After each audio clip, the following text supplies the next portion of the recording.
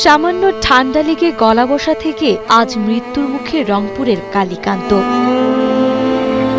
2 বছর আগে যে মানুষটি কথা বলতে পারত আজ সে নিশ্চুপ। গলায় লাগানো একটি প্লাস্টিকের পাইপ দিয়ে চলছে শ্বাস প্রশ্বাসের লড়াই। বিছানায় শুয়ে অপলক মৃত্যুর প্রহর গোনেন ক্যান্সার আক্রান্ত দিনমজুর কালীকান্ত। আর তার শিওরে বসে অঝরে কাঁদেন স্ত্রী নিভারানী ও তাদের একমাত্র প্রতিবন্ধী সন্তান। এই দিন যে আমার কিভাবে যাইবে সে ভগবান ছাড়া কেউ জানে না বাবা। আমার বাবাকে সবাই বাঁচান।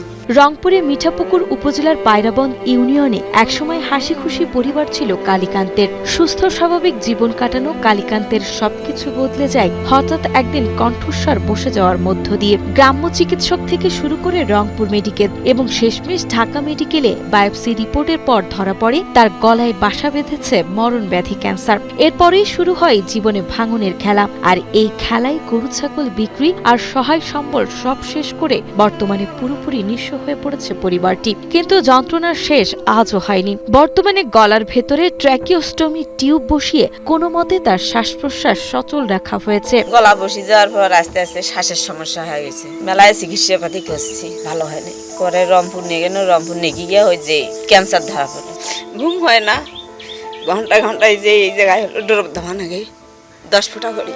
পরিবারের একমাত্র উপার্জনক্ষম ব্যক্তি কালীকান্ত আজ শয্যাশায়ী। প্রতিদিনের 500 টাকার ঔষধ আর প্রতি থেরাপিতে 25,000 টাকা জোগাড় করা এই পরিবারের জন্য আকাশ কুসুম কল্পনা। তাই তো সংসার চালাতে স্ত্রী আর প্রতিবন্ধী ছেলেটি এখন অন্যের জমিতে দিন মজুরি করছেন। চিকিৎসকরা জানিয়েছেন কালীকান্তকে বাঁচাতে হলে ঢাকা বা দেশের বাইরে দ্রুত উন্নত চিকিৎসার প্রয়োজন, যার জন্য অন্তত 10 থেকে 12 লাখ টাকা দরকার। কিন্তু দিন এনে দিন খাওয়া এই পরিবারের কাছে এই বিশাল টাকার অঙ্ক এক দুঃস্বপ্ন মাত্র।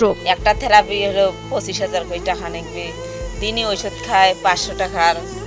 আর ওই যে পড়তে আছে যে এটা ওটা খাওয়া যায় না, ভালো মন্দ খাওয়া নাকি, সেলে তো খাওয়াইতে পারিনি। গরু পকুড়ি বেচাছি, এটা ওটা মানুষেরটা হাওলাত করছি, ঋণ করছি।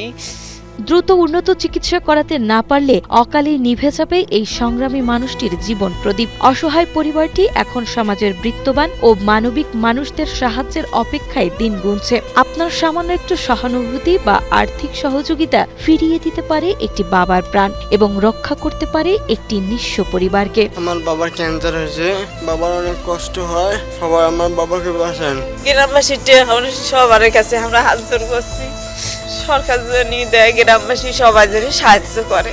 সরকার এবং দেশের বিত্তবান মানুষের কাছে আমি একটু করজোড়ে প্রার্থনা করছি, আমার এই স্বজনের জন্য দয়া করে আপনারা তাকে একটু বাঁচার আকুতি যোগাবেন।